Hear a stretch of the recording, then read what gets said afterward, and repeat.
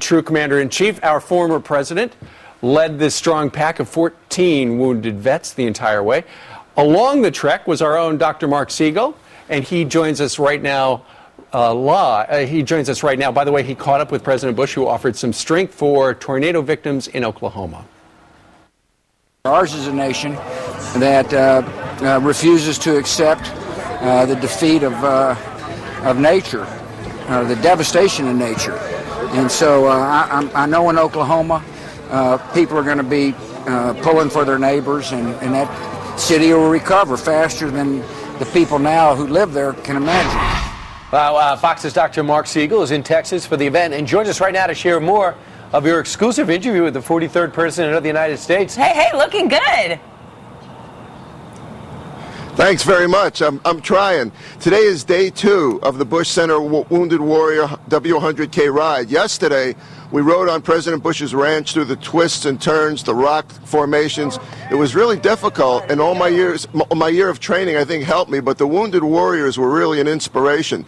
They worked together as one. President Bush inspires them by being one of them. He actually spent over an hours meeting with them afterwards, just being one of them, joking, feeding them lunch, being a host. He's truly one of them. Let's have a look. During my presidency and in the post-presidency, I've tried to let the families of our troops and the troops know how much I admire them and respect them. One way to send that signal is to invite them here to, our ranch and ride mountain bikes with them.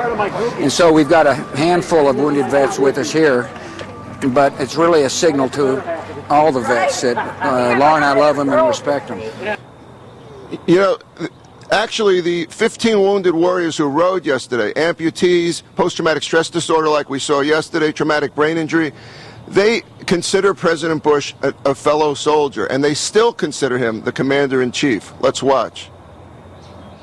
He's the one that I've served most under, and it was great to be able to shake his hand and just express the gratitude for just being the great commander-in-chief that he was. It's always nice to be able to talk to people that are kind of going through the same thing you are, and in the same time frame, and looking for answers for what ails us essentially. And so there's that coming on. Plus, all being combat vets is another bond. It doesn't matter branch of service or wherever you're all brothers in arms. Guys, I have with me Pam Jackson, who's President Bush's personal bike mechanic, and is probably the reason I'm still alive here. She has my bicycle with her, and she's actually been working with President Bush for over 3 years. Good morning, Pam. Morning, sir. Good to see you. Good to see you today. You too, Doctor. You're really an inspiration yourself. Thank you. Guys? All right, Mark, good job yesterday on the first of the 3 legs of the bike ride. How exhausted and pooped are you today? Well, it's tiring, but you get over that quickly, Steve, because of the feeling you have. And, President Bush said last night at this dinner, these guys are not showing any self-pity. Nope. That's the most amazing thing. They're getting back to life. They're getting back to the new normal.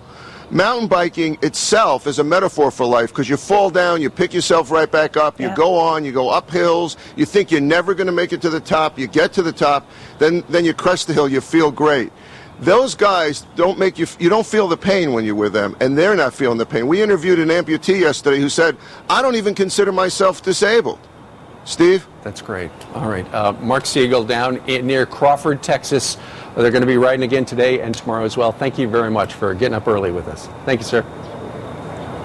8 miles today, and some of it is going to be riding down to the Prairie Chapel Church. It's going to be an inspiring day today. Right. Yep. Very good. Stay hydrated. And take 2 Advil at the end of the day. And can I just recommend some Bengay? There you go. You got it. That's your prescription. Thank you. Thank you, Doctor.